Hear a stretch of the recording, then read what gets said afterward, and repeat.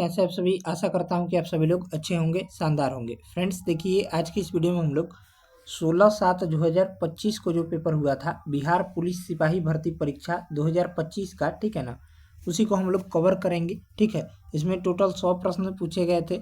आपके परीक्षा में 100 प्रश्न पूछे जाते हैं और नकारात्मक मार्क्स जो है वो नहीं गिना जाता है। ठीक है, तो चलिए वीडियो को पूरा देखिएगा। चैनल पर अगर आप नए हो तो चैनल को सब्सक्राइब कर लीजिएगा। और 2025 वाले 3 सॉल्व पेपर मैंने करा दिया गया है, इसी चैनल पर कराया हुआ है, तो उस वीडियो को जो है जरूर से जरूर देख लीजिएगा। उस वीडियो का प्लेलिस्ट आपके इसी वीडियो के डिस्क्रिप्शन बॉक्स में मिल जाएगा, या फिर प्लेलिस्ट में जाकर देख सकते हैं। तो चलिए शुरू करते हैं। पहला प्रश्न यहाँ पर दिया गया है, बिहार के 42वें राज्यपाल के रूप में किसने शपथ ली। इसका राइट आंसर देखेंगे तो आरिफ मोहम्मद खान, ऑप्शन हो जाएगा ए ऑप्शन। ठीक है, चलिए अगला प्रश्न देखेंगे, स्वतंत्र भारत में बिहार के पहले राज्यपाल कौन थे। तो स्वतंत्र भारत में बिहार के पहले राज्यपाल देखेंगे तो जय रामदास दौलत राम हो जाएंगे, यानी ऑप्शन हो जाएगा सी। स्वतंत्र भारत के बिहार के पहले राज्यपाल 15 अगस्त 1947 से 11 जनवरी 1948 जय रामदास दौलत राम थे। वे 1948 से 50 तक केंद्रीय खाद्य मंत्री भी रहे तथा असम के राज्यपाल 1949 से 56 तक थे। नेक्स्ट है, भारत की संविधान सभा का गठन किस वर्ष हुआ था। इसका राइट आंसर देखेंगे तो वर्ष 1946 में हुआ था, ऑप्शन हो जाएगा सी। कैबिनेट मिशन योजना द्वारा सुझाए गए प्रस्तावों के तहत 6 दिसंबर 1946 को संविधान सभा का गठन हुआ। संविधान सभा की कुल सदस्य संख्या 389 थी। इनमें से 296 सीटें ब्रिटिश भारत और 93 सीटें देशी रियासतों को आवंटित की जानी थी। ब्रिटिश भारत को आवंटित की गई 296 सीटों में 292 सदस्यों का चयन 11 गवर्नरों के प्रांतों और 4 का चयन मुख्य आयुक्तों के प्रांतों में से किया जाना था। अगला प्रश्न देखेंगे, परमादेश का क्या अर्थ है। तो परमादेश का अर्थ देखेंगे तो हमारा आदेश है, यानी ऑप्शन हो जाएगा डी। परमादेश का शाब्दिक अर्थ है हम आदेश देते हैं। यह एक नियंत्रण है जिसे न्यायालय द्वारा सार्वजनिक अधिकारियों को जारी किया जाता है ताकि उनसे उनके कार्यों और उसे नकारने के संबंध में पूछा जा सके। उच्चतम न्यायालय के अनुच्छेद 32 के तहत एवं उच्च न्यायालय के अनुच्छेद 226 के तहत रिट जारी जो है कर सकते हैं। नेक्स्ट है, भारत को आत्मनिर्भर और स्व उत्पादक अर्थव्यवस्था के रूप में स्थापित करने का प्राथमिक लक्ष्य किस पंचवर्षीय योजना का है। इसका राइट आंसर देखेंगे तो तीसरा पंचवर्षीय योजना का। ठीक है, यानी ऑप्शन हो जाएगा सी। चलिए अगला प्रश्न देखेंगे, यहाँ पर दिया गया है अगला सवाल। अगला प्रश्न दिया गया है, भुवनेश्वर में प्रवासी भारतीय दिवस का आयोजन किया गया। यह प्रवासी भारतीय दिवस का कौन सा संस्करण था। तो आपका राइट आंसर देखेंगे तो 18वां संस्करण था, ऑप्शन हो जाएगा बी। ठीक है, प्रवासी भारतीय दिवस जो है प्रत्येक वर्ष 9 जनवरी को मनाया जाता है। ठीक है, चलिए अगला प्रश्न देखेंगे, 1921 का मोपला किसान विद्रोह किस भारतीय राज्य से संबंधित है। तो इसका राइट आंसर देखेंगे तो केरल हो जाएगा, ऑप्शन हो जाएगा ए। 1921 का मोपला किसान विद्रोह दक्षिण भारत के केरल राज्य से संबंधित है। यह ब्रिटिश और उच्च जाति के हिंदू जमींदारों के खिलाफ आंदोलन के रूप में शुरू हुआ, जिसका मुख्य कारण 19वीं सदी के प्रारंभ में ब्रिटिश सरकार द्वारा लागू किए गए नए भूमि कानून थे। अगला प्रश्न देखेंगे, राज्य के राज्यपाल की नियुक्ति किसके द्वारा की जाती है। आपका राष्ट्रपति के द्वारा की जाती है, ऑप्शन हो जाएगा बी। राज्य के राज्यपाल की नियुक्ति अनुच्छेद 155 के तहत राष्ट्रपति द्वारा की जाती है। संविधान के 6वें भाग के कुल अनुच्छेद 153 से 167 तक राज्य कार्यपालिका के बारे में बताया गया है। सामान्यतः प्रत्येक राज्य के लिए एक राज्यपाल होता है, लेकिन 7वें संविधान संशोधन अधिनियम 1956 के अनुसार एक ही व्यक्ति 2 या 2 से अधिक राज्यों के राज्यपाल भी नियुक्त किया जा सकता है। अगला प्रश्न देखेंगे, निम्नलिखित में से किस वर्ष 10वां संशोधन अधिनियम किया गया था। इसका राइट आंसर देखेंगे तो वर्ष 1961 में 10वां संविधान संशोधन अधिनियम 1961 में किया गया, जिसके द्वारा दादर और नागर हवेली को भारत के 7वें केंद्र शासित प्रदेश के रूप में पहली अनुसूची में शामिल किया गया था। नेक्स्ट है, महात्मा गांधी किस वर्ष में दक्षिण अफ्रीका से भारत लौटे थे। तो आपका राइट आंसर देखेंगे तो 9 जनवरी 1915 को, यानी ऑप्शन हो जाएगा सी। महात्मा गांधी 9 जनवरी 1915 को बंबई के अपोलो बंदरगाह पर दक्षिण अफ्रीका से भारत लौटे। इस दिन को भारतीय प्रवासी दिवस, जो ऊपर दिया गया था, के रूप में मनाया जाता है। अगला प्रश्न देखिए। अगला प्रश्न दिया गया है, द्वितीय गोलमेज सम्मेलन कब आयोजित किया गया था? इसका जो राइट आंसर देखेंगे तो वर्ष 1931 में। द्वितीय गोलमेज सम्मेलन 7 सितंबर 1931 से 1 दिसंबर 1931 तक हुआ। इस सम्मेलन में कांग्रेस के एकमात्र प्रतिनिधि गांधी जी ने भाग लिया था, जो सांप्रदायिक समस्या पर विवाद के कारण असफल रहा तथा गांधी जी ने पुनः सविनय अवज्ञा आंदोलन प्रारंभ किया। नेक्स्ट है, लुई 16वां को गणतंत्र सरकार द्वारा गिलोटिन किस वर्ष में दिया गया था? तो इसका राइट आंसर देखेंगे तो 21 जनवरी 1793 को दिया गया था। ठीक है, ऑप्शन हो जाएगा सी, 21 जनवरी 1793। लुई 16वां को 21 जनवरी 1793 को गिलोटिन से मृत्युदंड दिया गया था, क्योंकि उन पर राजद्रोह का मुकदमा चलाया गया था और विदेशी शक्तियों के साथ षड्यंत्र रचने का दोषी पाया गया था। ठीक है, चलिए अगला प्रश्न है, कोसी मोची अंतर संबंध परियोजना के तहत किस नदी में पानी मोड़ा जाएगा? आपका राइट आंसर देखेंगे तो महानंदा नदी में, ऑप्शन हो जाएगा बी। ठीक है, कोसी मोची नदी संपर्क परियोजना बिहार में कोसी नदी के अतिरिक्त जल का महानंदा बेसिन में मेची तक पहुंचाने की एक महत्वाकांक्षी परियोजना है। इस परियोजना का संचालन जल शक्ति मंत्रालय द्वारा किया जाएगा। नेक्स्ट है, अशोक के शासनकाल में तृतीय बौद्ध परिषद का आयोजन कहाँ हुआ था? आपका राइट आंसर देखेंगे तो पाटलिपुत्र में हुआ था, ऑप्शन हो जाएगा बी। अशोक के शासनकाल में तृतीय बौद्ध परिषद का आयोजन 250 ईसा पूर्व में पाटलिपुत्र में हुआ, जिसके अध्यक्ष मोगलीपुत्तिस्त थे। इस संगीति में अभिधम पिटक की रचना हुई और त्रिपिटक को अंतिम रूप प्रदान किया गया। नेक्स्ट है, बक्सर का युद्ध कब हुआ था? तो बक्सर का युद्ध जो है 1764 ईस्वी में हुआ था, ऑप्शन हो जाएगा डी। बक्सर का युद्ध 22 अक्टूबर 1764 को ब्रिटिश ईस्ट इंडिया कंपनी और बंगाल के मीर कासिम, अवध के सुजाउदौला और मुगल सम्राट शाह आलम द्वितीय सहित भारतीय शासकों के गठबंधन के बीच एक निर्णायक युद्ध था। नेक्स्ट है, 2025 की मानव विकास रिपोर्ट में भारत की रैंक क्या है? आपका राइट आंसर देखेंगे तो 130वां है। ठीक है, चलिए अगला प्रश्न देखेंगे, कैमूर श्रेणी निम्न में से किन राज्यों में स्थित है?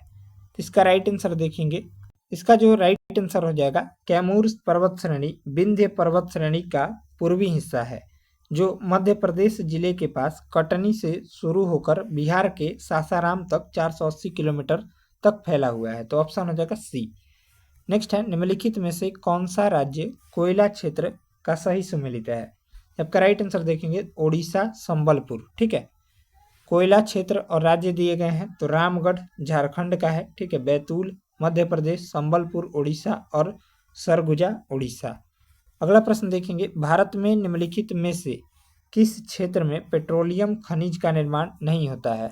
आपका राइट आंसर देखेंगे नर्मदा नदी का डेल्टा में। ठीक है, डिगबोई असम, बॉम्बे हाई मुंबई और कृष्णा नदी का डेल्टा भारत में महत्वपूर्ण पेट्रोलियम खनिज उत्पादक है। कलोल, अंकलेश्वर, मेहसा एवं खंबात की खाड़ी गुजरात के खनिज उत्पादक क्षेत्र हैं। नेक्स्ट है, इनमें से किस दिन को बिहार दिवस के रूप में मनाया जाता है? आपका राइट आंसर देखेंगे तो 22 मार्च को बिहार दिवस के रूप में मनाया जाता है, ऑप्शन हो जाएगा ए। 22 मार्च बिहार दिवस या विश्व जल दिवस, 18 अक्टूबर गोवा क्रांति दिवस, 4 जनवरी विश्व ब्रेल दिवस और 28 जून राष्ट्रीय बीमा जागरूकता दिवस के रूप में मनाया जाता है। नेक्स्ट है, कौन सी प्रमुख नदी प्रायद्वीप पठार को 2 भागों में विभाजित करती है? आपका राइट आंसर देखेंगे तो नर्मदा नदी। नर्मदा नदी का उद्गम मध्य प्रदेश के अमरकंटक से होता है। यह मध्य प्रदेश, महाराष्ट्र एवं गुजरात से प्रवाहित होते हुए खंबात की खाड़ी में गिरती है। यह एस्चुरी का निर्माण करती है। नर्मदा नदी प्रायद्वीपीय पठार को 2 भागों में विभाजित करती है।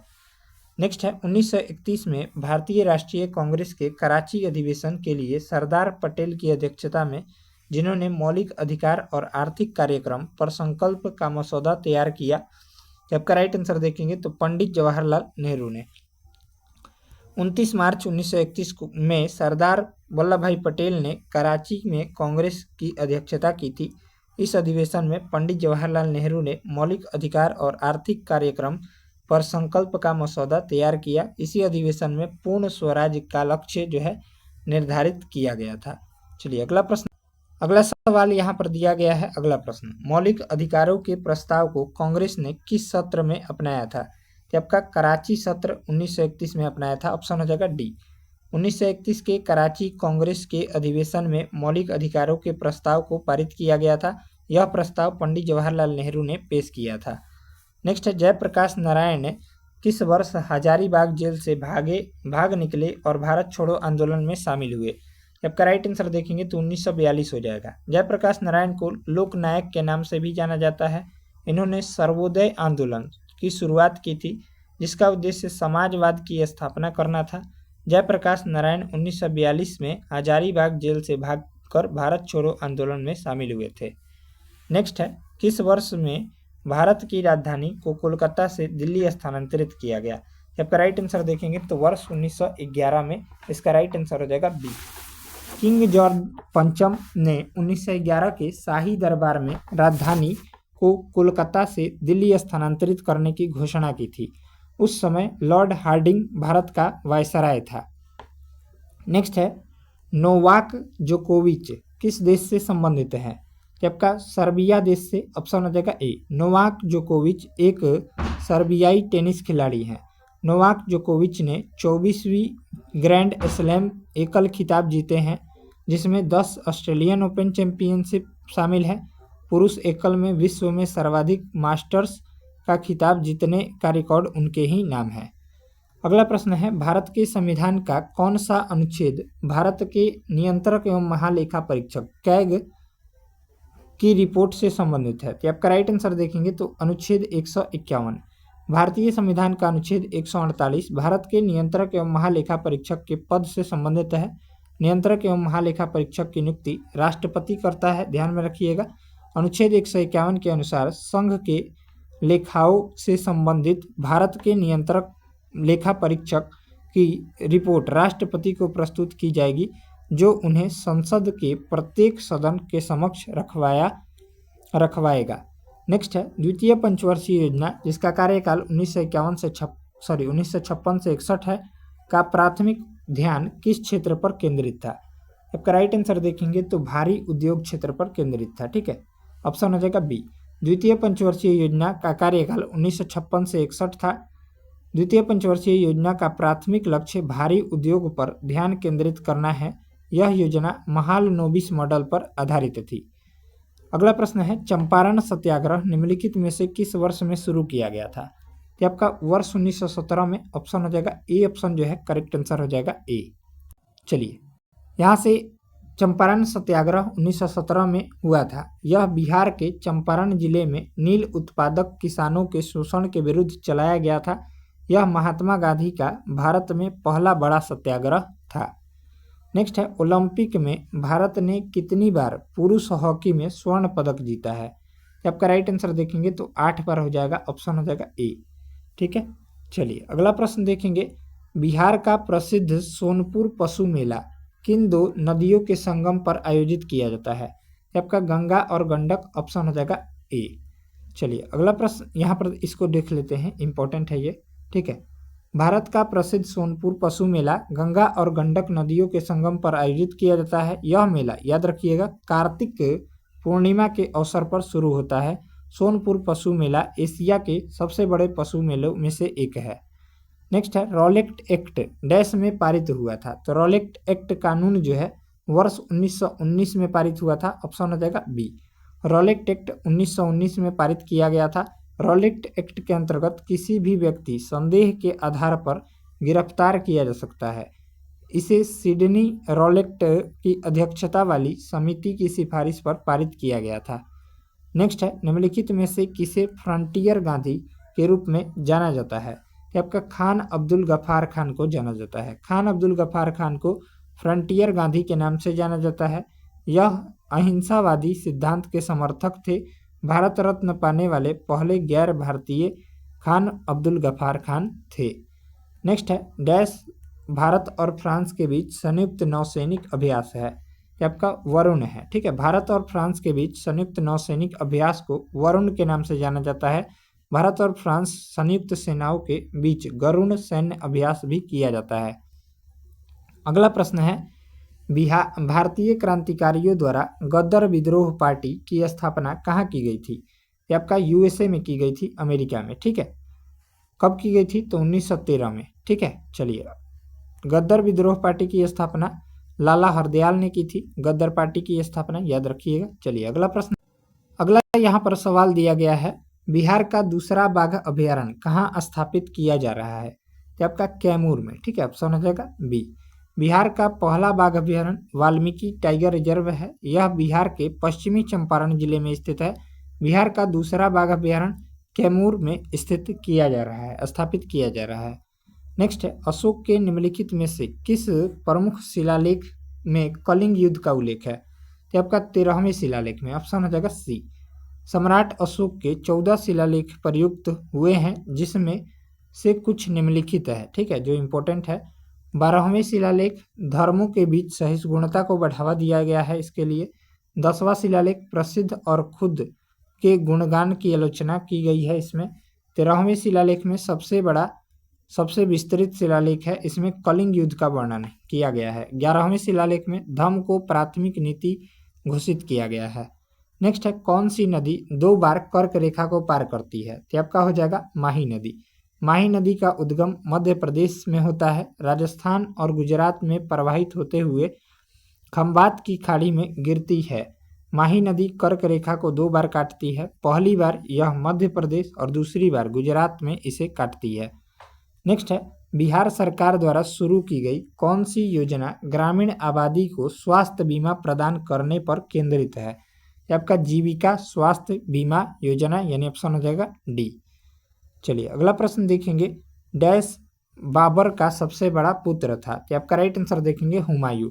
बाबर भारत में मुगल वंश का संस्थापक था। हुमायूं, कामरान, अस्करी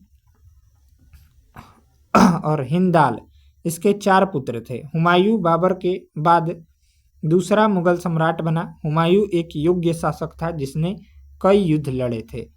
नेक्स्ट है, प्रधानमंत्री नरेंद्र मोदी ने भगवान बिरसा मुंडा की 150वीं जयंती के अवसर पर बिहार के किस जिले में 6,640 करोड़ रुपए की विकास परियोजनाओं का उद्घाटन किया? आपका राइट आंसर देखेंगे। राइट आंसर जो दिया गया है, बिरसा मुंडा की जयंती 15 नवंबर को मनाई जाती है।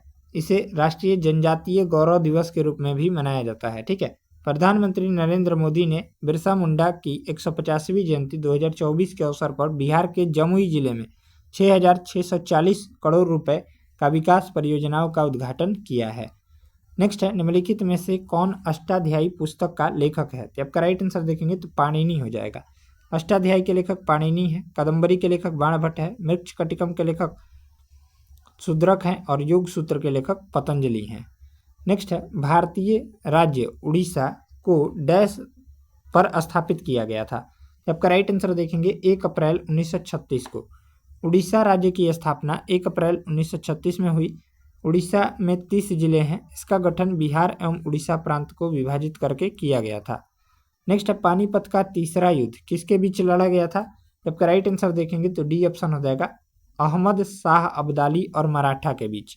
पानीपत का तीसरा युद्ध 1761 ईस्वी में मराठा और अहमद शाह अब्दाली के मध्य लड़ा गया था, जिसमें अब्दाली को जीत हासिल हुई थी। पानीपत का पहला युद्ध 1526 में बाबर और इब्राहिम लोदी के मध्य लड़ा गया था, जिसमें बाबर विजयी हुआ था। नेक्स्ट है, निम्नलिखित में से किसे मीराबाई का उपदेशक माना जाता है? तो आपका राइट आंसर देखेंगे तो रैदास को। रैदास को मीराबाई का उपदेशक गुरु माना जाता है। रैदास को संत रविदास के नाम से भी जाना जाता है। मीराबाई भगवान कृष्ण की अनन्य भक्त थी। अगला प्रश्न है, निम्नलिखित में से कौन सा कार्य पतंजलि का है? तो आपका राइट आंसर देखेंगे तो महाभाष्य। महाभाष्य की रचना पतंजलि ने किया है। ठीक है, महाभाष्य की रचना पतंजलि ने। काव्य अलंकार के लेखक कौन है? तो आचार्य भामह हैं। नाट्य शास्त्र के लेखक भरत मुनि हैं और मध्यम वियोग के लेखक भास हैं। नेक्स्ट है मौर्यों के अधीन प्रांतीय प्रशासन का नेतृत्व आमतौर पर किसके द्वारा किया जाता था। आपका राइट आंसर देख, इसका जो राइट आंसर हो जाएगा कुमार के द्वारा किया जाता था, ऑप्शन हो जाएगा बी। चलिए यहाँ पर इसका डिस्कशन है, ठीक है। मौर्य कालीन प्रशासन लोक कल्याणकारी राज्य की अवधारणा पर आधारित था। मौर्य काल में केंद्रीय प्रशासन राजा के नियंत्रण में कार्य करता था। मौर्यों के अधीन प्रांतीय प्रशासन का नेतृत्व आमतौर पर कुमार आर्यपुत्र का द्वारा किया जाता था। गोप नामक अधिकारी गांवों के प्रशासन व्यवस्था को संभालते थे। नेक्स्ट है बिहार में प्रस्तावित सेज SEZ कहाँ स्थापित किए जाएंगे। तो आपका राइट आंसर देखेंगे तो बक्सर और पश्चिमी चंपारण में। बिहार के बक्सर और पश्चिमी चंपारण में 2 स्पेशल इकोनॉमिक जोन सेज स्थापित किए जाने की घोषणा की गई है। नेक्स्ट है एक प्रकाश वर्ष बराबर कितना होता है। तो आपका 9.46 × 10⁻15 मीटर के बराबर होता है। प्रकाश वर्ष दूरी मापने की इकाई है। एक प्रकाश वर्ष 9.46 × 10⁻15 मीटर के बराबर होता है। नेक्स्ट है मिनी माता। चलिए यहाँ पर दिया गया है मिनी माता एपिसोड से जुड़ी विषैली धातु कौन सी है। आपका राइट आंसर देखेंगे तो पारा हो जाएगा, ठीक है, ऑप्शन हो जाएगा सी। मिनी माता रोग मरकरी यानी पारा के कारण होता है। कैडमियम की अधिकता से इटाई रोग होता है, ठीक है, याद रखिएगा। नेक्स्ट है शैवालों के किस वर्ग को सामान्यतः हरा शैवाल कहा जाता है। आपका क्लोरोफाइसी को कहा जाता है, ऑप्शन हो जाएगा डी। शैवालों के क्लोरोफाइसी वर्ग का सामान्यतः हरा शैवाल कहा जाता है। रोडोफाइसी लाल शैवाल को एवं फियोफाइसी भूरे शैवाल को संदर्भित करता है। नेक्स्ट है किलोवाट घंटे निम्नलिखित में से किसकी इकाई है। आपका राइट आंसर देखेंगे तो हो जाएगा ऊर्जा की इकाई है, ऑप्शन हो जाएगा सी। किलोवाट घंटा ऊर्जा की इकाई है। वाट जो है शक्ति की इकाई है। न्यूटन बल का इकाई है और किलोग्राम मीटर प्रति सेकंड संवेग की इकाई है। चलिए नेक्स्ट है कोशिका में 53 नंबर प्रश्न है पौधों में कोशिका विभाजन को प्रेरित करने वाले हार्मोन के वर्गों को क्या कहा जाता है। आपका राइट आंसर देखेंगे तो साइटोकाइनिन हो जाएगा, ऑप्शन हो जाएगा ए। पौधों में कोशिका विभाजन को प्रेरित करने वाले हार्मोन के वर्ग को साइटोकाइनिन कहा जाता है। एब्सिसिक अम्ल पौधों की सुपुष्टता अवस्था को बढ़ावा देता है। अगला प्रश्न है निम्न रोगों में से कौन सा रोग जीवाणु रोग नहीं है। तो आपका राइट आंसर देखेंगे तो डेंगू हो जाएगा, ठीक है। डिप्थीरिया, प्लेग, न्यूमोनिया, टीबी, हैजा और टिटनेस जीवाणु जन्य रोग हैं और सर्दी जुकाम, फ्लू, कोविड-19, हर्पिस आदि जो है वायरस जनित रोग हैं, ठीक है। चलिए नेक्स्ट है अगला सवाल दिया गया है कठोर व्यायाम के दौरान मांसपेशियों की कोशिकाओं में संचित होने वाले लैक्टिक अम्ल मांसपेशियों में ऐंठन का कारण बनता है। यह उत्पन्न होता है। आपका राइट आंसर देखेंगे तो पाइरूवेट से, ठीक है, ऑप्शन हो जाएगा बी। नेक्स्ट है फूल का कौन सा भाग फल बनाता है। तो आपका राइट आंसर देखेंगे तो अंडाशय हो जाएगा। नेक्स्ट है आमतौर पर चेहरा देखने के लिए किस प्रकार के दर्पण का उपयोग किया जाता है। तो आपका समतल दर्पण का, ठीक है, ऑप्शन हो जाएगा ए। चलिए अगला प्रश्न देखेंगे बाघ का वैज्ञानिक नाम क्या है। तो बाघ का वैज्ञानिक नाम पैंथेरा टिग्रिस हो जाएगा, ऑप्शन हो जाएगा ए ऑप्शन।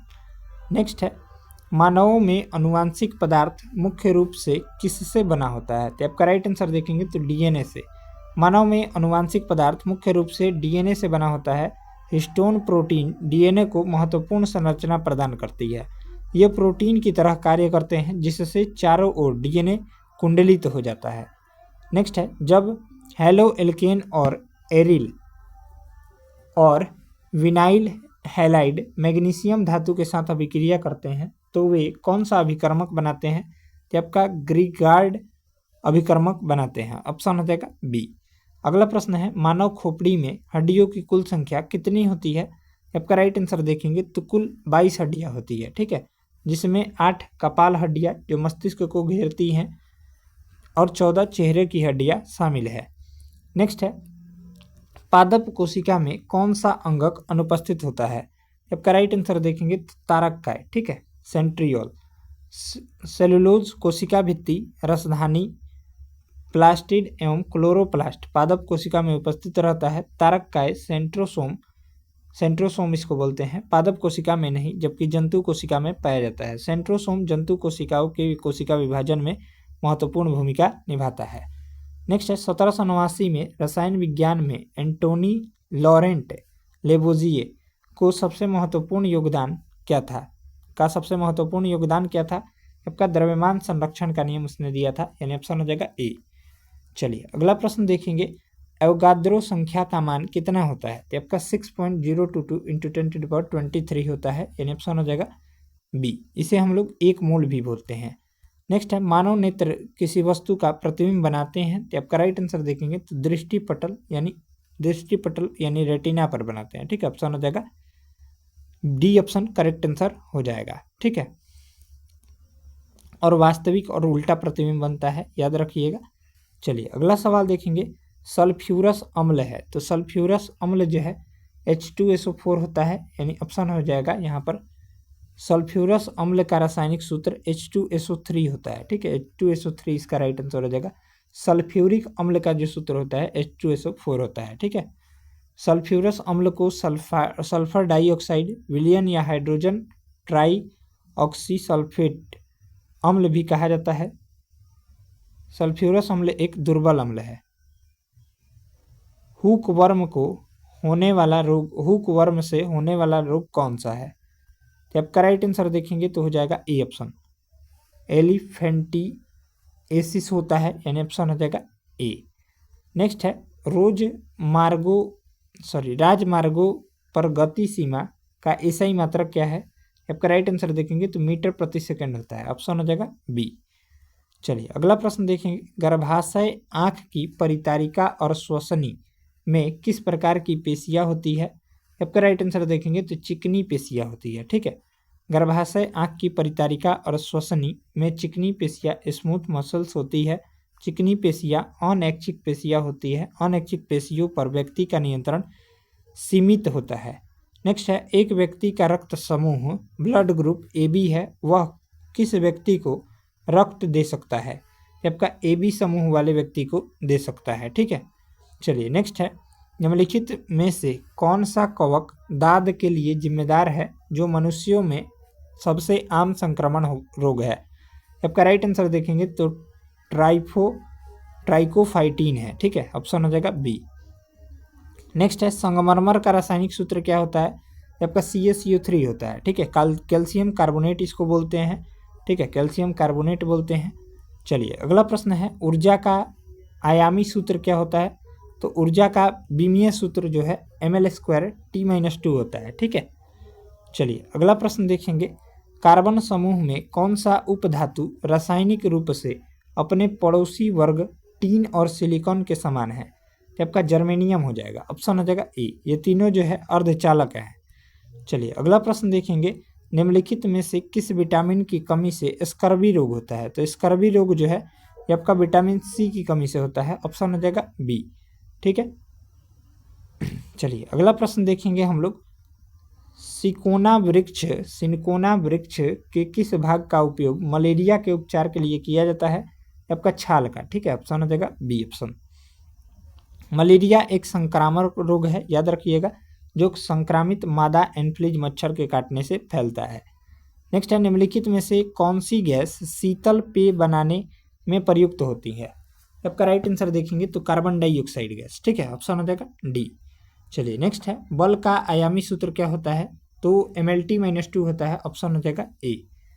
चलिए अगला प्रश्न देखेंगे, अगला सवाल यहाँ पर दिया गया है, ये सभी मैथ के प्रश्न हैं, तो इसका जो है आपको उत्तर जो है टेलीग्राम पर मिल जाएगा।